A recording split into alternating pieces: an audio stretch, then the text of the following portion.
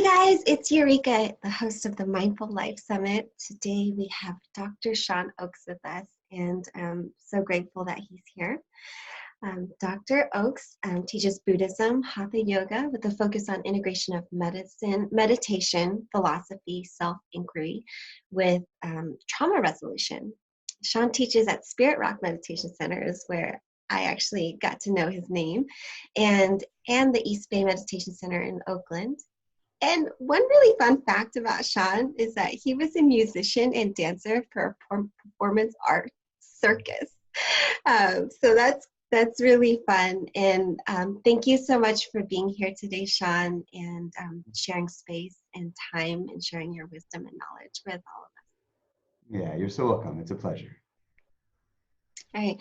So a lot of Sean's work has to deal with trauma resolution. And I think that's something that a lot of people may experience or feel or have had traumatic experiences. So it's kind of like a serious topic that I think is important for us to talk about, and how we can incorporate some of mindfulness into trauma resolution work. So I first wanted to ask you, in terms of like trauma resolution work that you do, can you first explain to us, like, what is the difference between trauma versus like a bad experience?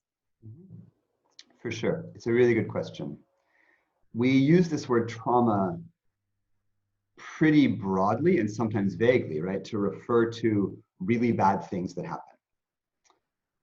In the forms of trauma resolution that I've studied, somatic experiencing and organic intelligence and polyvagal theory and other things,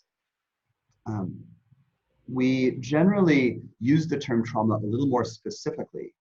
And I particularly use it to refer to really bad things that happened, or let's say anything that happened whose effects are still with us.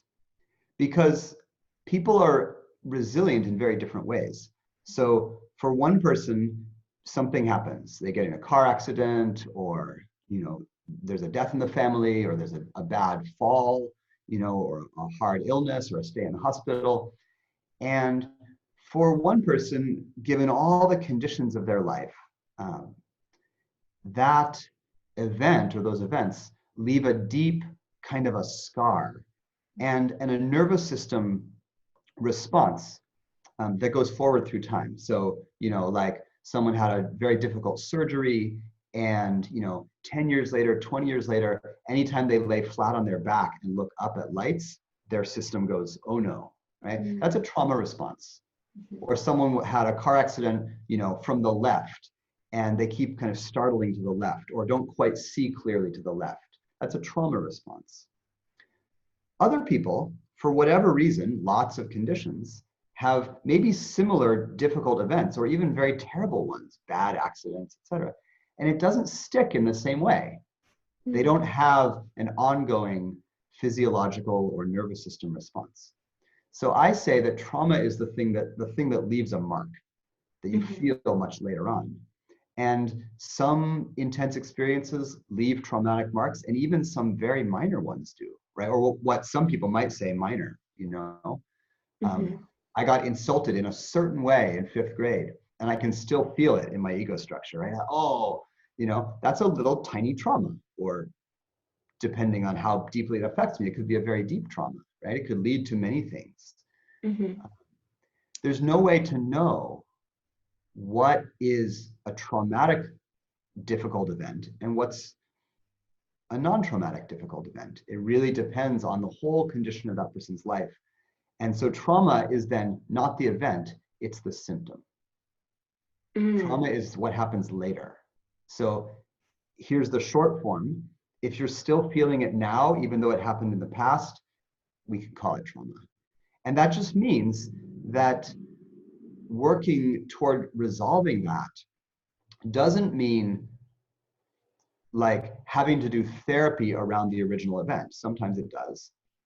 But trauma resolution can also mean addressing the symptom that's arising in the present, addressing a kind of vigilance or startledness or confusion or fogginess that happens in the present that could be tied to that event in the past. Mm-hmm. So my question is, okay, so let's say somebody went through a breakup, because a lot of us experience breakups, right, in our lives, whether that's in like junior high or high school. Yeah. And so obviously that experience is heartbreaking, and I understand like some people can view that as a traumatic or a small trauma experience, Mhm.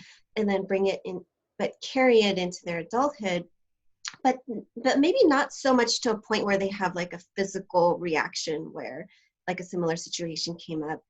And Mhm. so would that not be considered a traumatic experience? Like, how is that different than baggage? Baggage is trauma. Oh, okay. I would say baggage is trauma. And and if we want to differentiate, we could say everyone has a little bit of baggage that we don't have to call trauma. Um, and some people have a lot of baggage that you could call trauma. Um, I think about this primarily from a Buddhist perspective, where uh, the teaching that's called karma, the teaching on action, action is the translation of karma. It basically says stuff that happened in the past and our actions in the past and in the present determine our state of being in the present and the future. Mm-hmm. So if I had a bad breakup as a teenager, um, and I have states of mind or heart, and they can be emotional. Emotions are physical, right? States of mind are physical. Um, like when I get close to somebody, I start to kind of freak out. Mm-hmm. We could call that a trauma response. You know, it doesn't mean that it was like terrible, horrible, like I was wounded. It actually just means that I'm not yet resolved in that part of my emotional or attachment system. Mm-hmm. You know, and so for some of those folks, if they, you know, if their parents divorced when they were 3 or 5 or 7 or something, you know, they might take that breakup differently because their childhood nervous system is responding to this very primal loss of an attachment figure, right? And so that could create a kind of that would make the conditions for that breakup to have a sharper effect in the psyche going forward, versus someone who was very secure in their family of origin, you know, and could roll with or rolled with loss and resilience in a different way. You know, maybe the parents divorced, but they were cared for really well by whoever else. And then the breakup happens and it kind of rolls through. They're like, yeah, that's part Mm-hmm. of the thing. And so we always want to look at the whole person, the whole physiology, the whole emotional complex, the attachment system for sure. Mm-hmm. And then one thing, as you were talking about that, and totally love to hear your perspective on this, but what I see happen is, let's say your parents divorced when you're a child, right? And what you made that is they had a traumatic physical response to that loss of such close attachment, right? And as they're growing up, let's say they get into a relationship or friendships, and then they feel abandoned again, like, oh, this person left them again, right? And then they continue through adulthood, and then they get like into a relationship, and like, oh, this person left, here it goes again. And the way I'm viewing it is like, based on that traumatic childhood experience of them getting their parents getting divorced, they continue to put on more and more baggage, that it becomes even more of a trauma response. And now they're like even identified with it as like, Right. oh, here it is again, this is happening to me again, right? So I'm the is kind it of person who can never whatever. right? And so like, is it possible that like it even gets worse as we get Totally, older, that totally. They stack. You know, mm, um, think of it this way. You know, if you were in, one of my teachers uses this example. You know, you're out playing, and um, and you know, someone shouts, you know, like soccer ball, and it's coming in from the left, right? And you don't quite turn in time, and then boom, soccer ball to the head, right? This is an example my teacher Steve Hoskinson uses. Soccer ball to the head. So now your body has this kind of alarm feeling, and it's connected with turning to the left. right? Because that was a like protect myself, and it didn't succeed. Mm-hmm. One of the things that causes trauma is when self-protective responses, trying to keep safe, Mm-hmm. fail. When the assault happens, even though you tried to run, or whatever it is, like those are traumatic, not just because the event was terrible, but because your body's natural boundary system was either failed to protect you, basically. Mm-hmm. Soccer ball's coming, you failed to deflect it. Then the body carries forward this thing about the left, right? It doesn't really want to turn its head all the way. There could be something dangerous over there. But what happens when you cut off some part of your peripheral vision? You don't see very well. So I'm Mm-hmm. walking through the kitchen and like bonk, run into the cabinet on my left side. You know, 20 years later, car accident, boom, left side. I didn't see it very clearly. Mm-hmm. So the physiological and emotional and all the layers together effect of a trauma can be that some part of your system is diminished in its resilience, whether that's spatial or emotional. Like people always leave me, you're going to be really on the alert for that. Someone doesn't return a text for 8 hours and you're like, I'm being abandoned, right? um, you're not, but you are on a nervous system level, because that thing that expects abandonment keeps getting pinged. And so trauma resolution, in a certain way, is here's the bridge back to the mindfulness topic, is inherently, in a certain way, connected to mindfulness, because the thing we need to do is bring awareness to that pattern that was either an incomplete protective response or is a emotional pattern that's gotten fixed, like people always abandon me, whatever it is. We bring attention to it. This is really mindfulness to like emotional states that are really physical states, right? When I feel like someone's not there for me, it's not just what is an emotion? An emotion is a physiological, like there's a vibration, there's a tension, there's a squeezing, there's a sweating, all of this stuff happens. So we would bring attention to that in a mindful way and basically teach the system to tolerate that bit of discomfort long enough to let the emotion or the physical response resolve. So for the soccer ball, it would mean slowly turning to the left. Oh, as soon as I get my head to this, I get a little wave of like, ah. All right. And resolving it somatically would mean stay with that. Be mindful of that. Be mindful of fear arising. Be mindful of contraction arising. And stay with that and say, oh, oh, oh, oh, oh. That has been trying to complete for 20 years. And the nervous system is amazing. It just wants to finish that thing. And when it finishes, we could say that that thing resolves. And so with attachment, part of what will happen is people will say, oh, I'm really freaking out about that text. You didn't text back all day. I know you were at work, but really I freaked out. And this is really beautiful therapy when it can go well. The person said, oh, this is the same feeling as that other thing that was a little more intense. And this is the same feeling as that other thing. And there's actually only a few feelings. And they all trace back, to childhood, basically, or in Buddhist terms, to deep ancestry, all of that.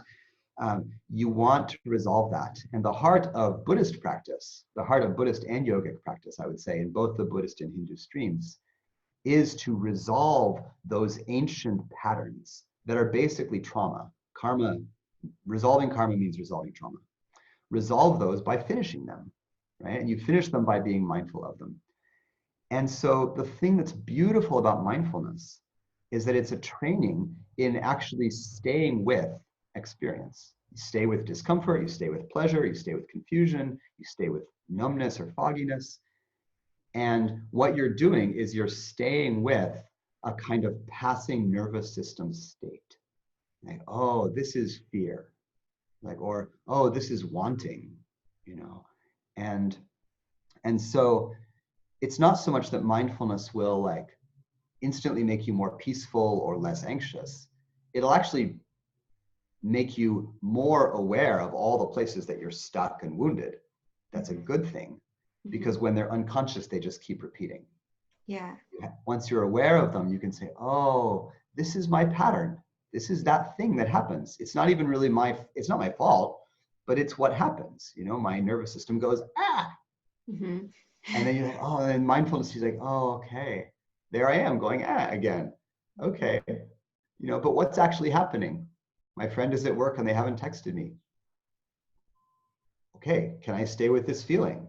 Right? It's not about them, right? It's in the body, heart, the heart, body, mind, you know, and you just have to stay with it, you know, and be well supported to stay with it. If it was a really intense thing, don't do this alone, right? Do it with a therapist or with a guide, because staying with it means feeling it. Right. Right? So the first step would be even just like consciously aware of, oh, this is the feeling that I'm having, and then sitting with with whatever that feeling is, and then so if we use the example of anxiety because my partner hasn't returned a text for 8 hours, and then I'm like correlating it to all these other past events in which I felt like discarded or ignored, and then make it mean something.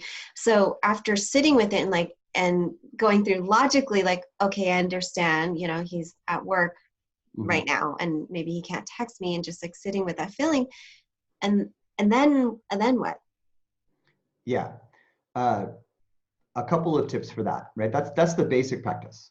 A couple of tips. One, don't get too thinky. So it's enough to say, this is not just about what's happening now. This is really old. You don't have to trace it back. You don't have to analyze it. That's just thought, and it takes you away from the body.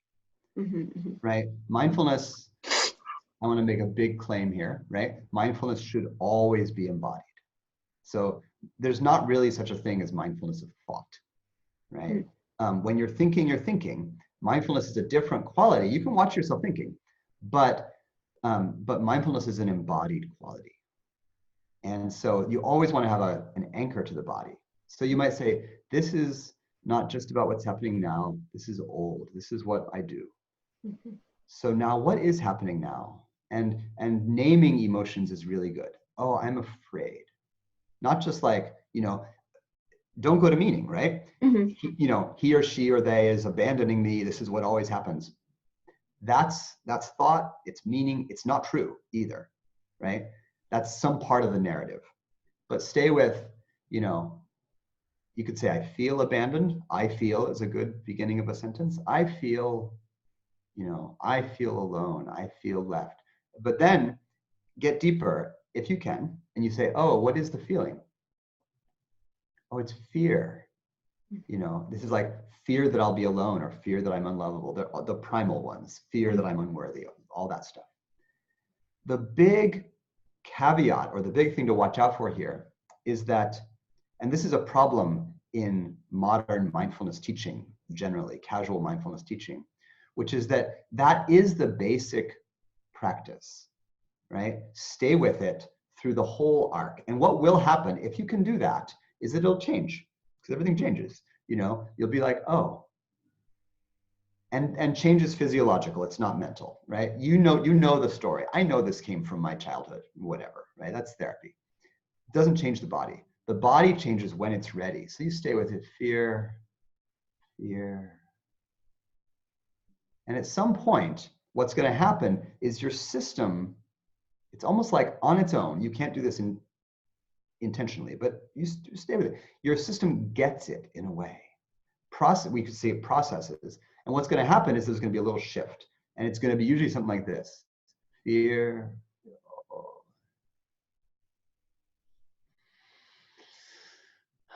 Okay. Right? There's going to be something like a big breath or a little shift. You want to stretch. Right? There's some way that like it gets tense and then it releases. And when, this happens in yoga postures, this happens when the mind wanders and it comes back. All of these things are the same process, which is that some little tension gets revealed. It wants to be completed, and when it does, the system settles to a new level of well-being. So look for it in the body. The big caveat is, for a lot of things, especially things that were relational, that's you. Thank you. And for things that were intense. The problem in modern mindfulness is that they just say, do that, as if any old traumatized person, we're all traumatized, right? In greater or lesser ways, for sure, for real, in this culture, you know. This is an intense place to live, right? At the very least, folks are walking around going, whoa, this city's crazy, you know, that's a trauma. So we undersell how deep this goes. This is partly why I think mindfulness is not casual. Mindfulness is deep, inner, therapeutic healing and wisdom work, which is why in the Buddhist system, it's not a thing unto itself. You don't just practice mindfulness, right? You practice ethics, you practice physical work, you practice concentrating, but you also practice opening, you practice radiating boundless love to the universe, you practice compassion, you practice studying, and within all of that, then you look deeply with mindfulness at your thing. Right? So part of the Buddhist critique of some modern mindfulness is that it's more dangerous actually to just like charge into your system, be like, I am observing the rising of a panic attack. It's like, no, don't do that. Don't do that, right? You don't have enough resources to do that. You do that with a therapist, you do that with a guide, you do that with somebody, with a best friend, with your partner, or you do it in the temple, where your teachers are there, or your community, or you do it at the gym when you're running on the treadmill, because physical activity will help you with that. And this comes to the main place where I want to encourage people who are beginners to mindfulness. Mindfulness does not equal sitting in meditation. Sitting in meditation is a practice. That's practicing mindfulness in the sitting posture. You can do that. But doing that, here's the main thing about trauma. When you bring your attention to it, it gets bigger, right? Or it feels bigger. It's not bigger, but it gets big. You feel it more. So if you bring your attention to a pain, you're going to feel it more. Because that's true, you want to be prepared for that. And so if someone was like, I have panic attacks a lot, I'm not going to tell them to sit down and close their eyes and go into their belly. Like, that's terrible. That's going to be worse. I'm going to say, okay, take a nice walk outside in the most beautiful place you can and look around at the trees and be like, whoa, beautiful, beautiful, nice. This is really nice. Because what you want is you want the heart body to actually learn that it's okay. And once they know it's okay, then they might be like, oh, I'm doing a lot better. I'm exercising. I'm eating well. I'm getting better sleep, and I feel better about my life and things. And now they go to a friend and they're like, okay, now can I talk about this thing that always freaks me out? But you do it from a place of pleasure and ease, not from like sit down and dive inside. Yeah. So what is if there is a mindfulness practice that somebody can do when they're starting to feel that physical traumatic feeling? Yeah. I'll give two practices here. One is, I'll give that one, but first I'm going to give a general one for everybody. The general one for everybody is based in understanding that mindfulness is not meditation. Mindfulness is a state. It's really a body-mind state where the attention is not distracted, but is awake to what's unfolding, and where that attention can be consciously directed. So if I want to say, I'm going to pay attention to my body, I can do that without my mind wandering away or freaking out or going into an emotional storm, right? If I want to say, I want to pay attention to sounds, or I want to feel my heart and what my mood is right now, I can do that intentionally, right? So all of those are aspects of mindfulness. But to cultivate this is just a skill to cultivate. And our society doesn't cultivate it well, right? We're so distracted and multi-focused and all that, and not focused. Here's a basic practice, which would be periodically through the day, So I would like to say, do this I want to say do this every 10 minutes, but maybe do this every 30 minutes or every hour. You could set your fancy watch to tell you to do this. I'm sure you can get an app that tells you to do this, but this is not a guided meditation. Don't follow instructions. What this is every once in a while, stop whatever you're doing and just notice what's happening. And it doesn't have to be a long pause. So like right now, I'm going to notice, right, that I'm looking at the camera, talking, feeling, thinking about the concept, feeling my slightly cold fingers on this spring day. I know the posture of my body. Like I know what's happening, right? And I'm aware that I'm enjoying the conversation, so there's a little lift, but I'm not upset, right? And I can do all of that while I'm talking to you. That's mindfulness training. So through the day, lots of times, and eventually more and more and more without effort, just know what's happening. And you start off with just physical, you'd be like, I'm walking in the door of my work. Oh, look, now I'm sitting down at my desk. Oh, look, now I'm looking at this email. And as you get good at that, start to build in the emotional. Oh, I'm looking at this email and I'm a little bugged. Okay, check. Oh, I'm working on this thing, but suddenly I'm realizing that I'm a little hungry. And you feel hunger. Yeah, check. So it's just like a little ping, ping, check-in, and through the day. And do this a lot, right? So it's not deep, it's not long, it takes 5 seconds. Do that until it's really second nature, right? Until you just know what's happening moment to moment, a lot. So that's the general practice. Once you get good at that, and you're in a state where there's some ease or pleasure, like it's a beautiful morning or a beautiful evening after work, or a beautiful spot on the park bench at lunchtime, then you could do a little meditation. You say, oh, I'm feeling pretty good. I know what's happening. I'm going to take a moment and just really settle my attention with my body, feel my mood, notice the weather, whatever it is. And then you're heading toward meditation, right? And meditation in seated posture, mostly I think for beginners, should be done when you feel pretty good. Do it when you feel good, when you feel easeful, happy. Basically, when you want to sit still and settle. Don't do it as a medicinal to try to get calm. I'm crazy, I should meditate. It's not going to work, right? If you're crazy, you should go for a fast walk, right, or something like that. So here's the trauma spin practice. Here I am. I've been kind of practicing that, trying to notice what's happening.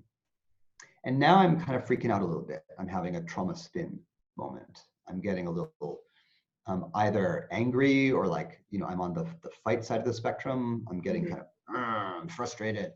Or I'm on the flight side of the spectrum. I'm getting anxious or worried or afraid.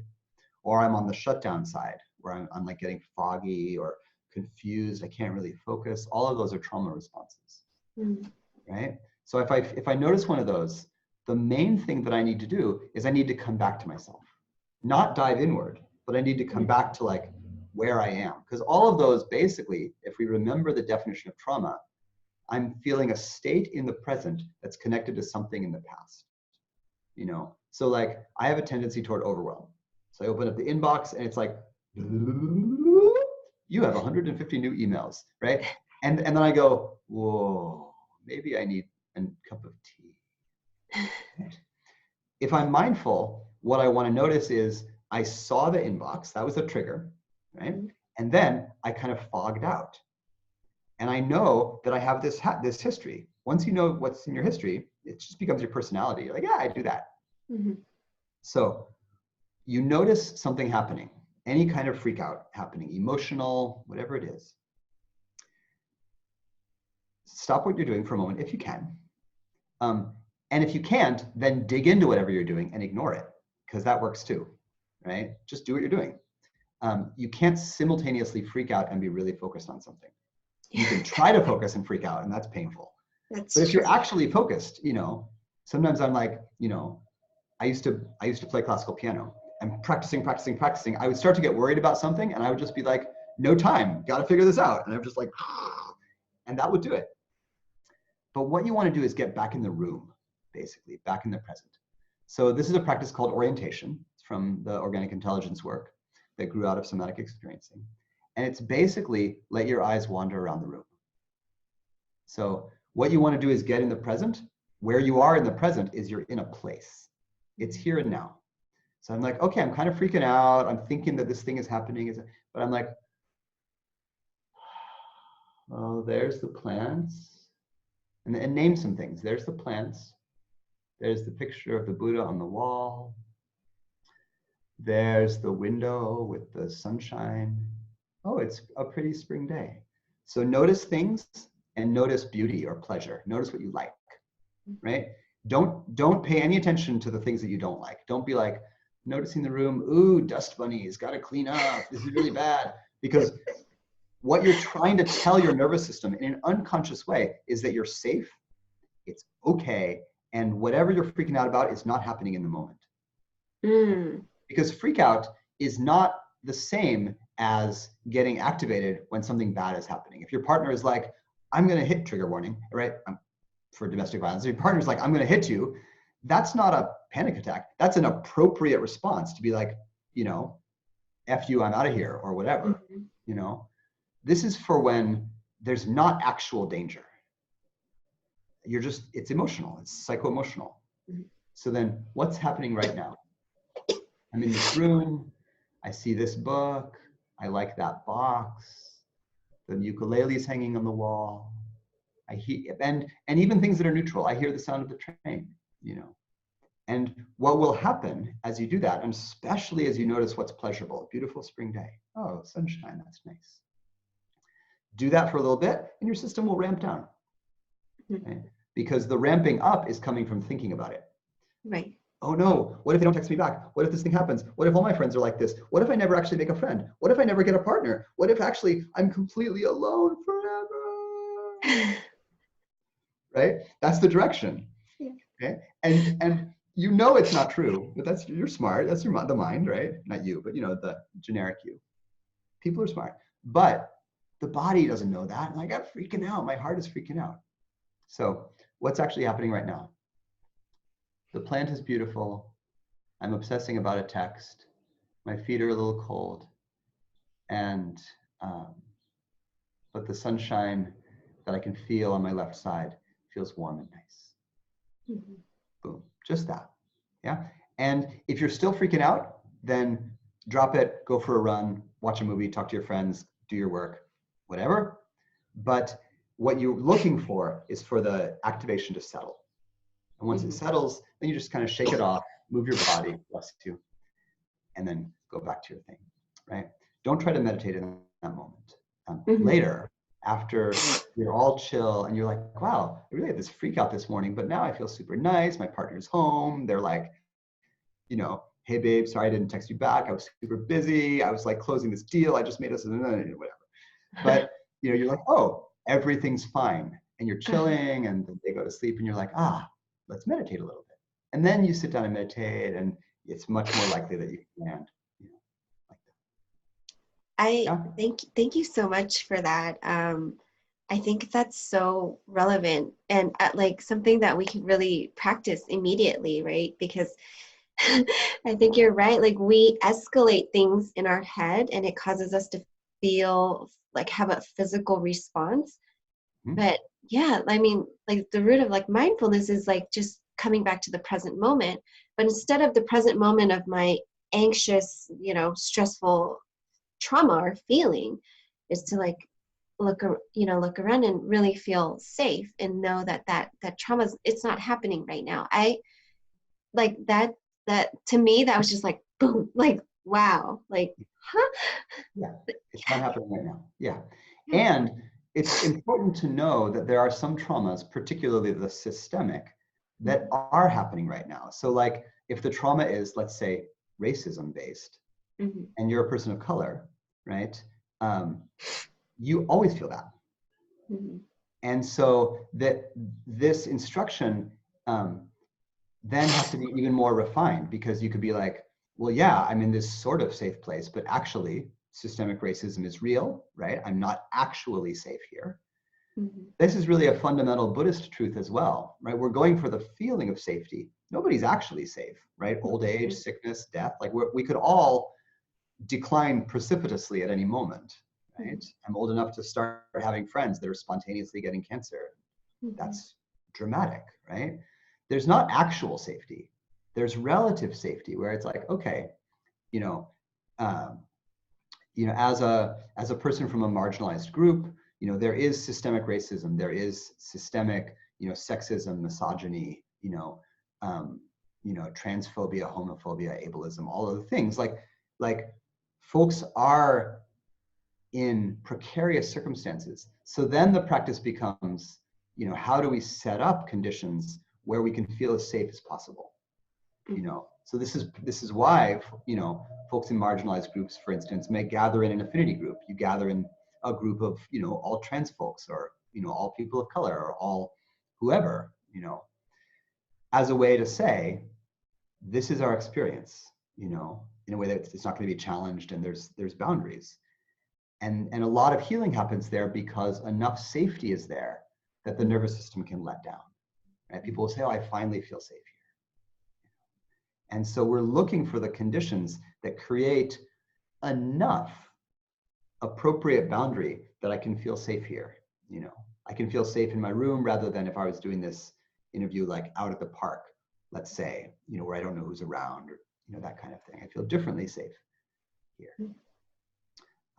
But the feeling of what's happening now, not what happened then, it's almost like we're trying to find that feeling by any means necessary, including, bless you, including in an interesting way. People might be like, oh, well, watching a movie, that's not mindfulness. And I might say, if the movie brings you into the present moment of watching a movie, out of the panic or fear or anxiety moment of the deep past, that's appropriate. I've totally told clients, I'm like, for the next month, don't meditate, watch movies, go for a run, eat well, but skillful distraction, right? Because it's still, it brings you into the present in a way that brings you out of the trauma response. Yeah. Wow. Thank you so much for sharing that. If there's, sorry, I keep sneezing. I'm not sure what's going on. No worries. Sneezing is arising. So if there's like one small thing that people can start to incorporate, and I think you already talked about this, but if we could just like summarize it again in a few sentences, that people can start to incorporate into their daily lives. Like, what is that one thing that you would want them to take away from this interview that they can start doing? You could take away the question, what's happening now? And then the second question,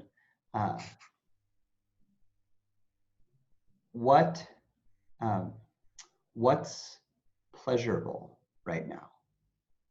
So what's happening now is basic mindfulness, and just naming it. I use words in my practice. So what's happening now?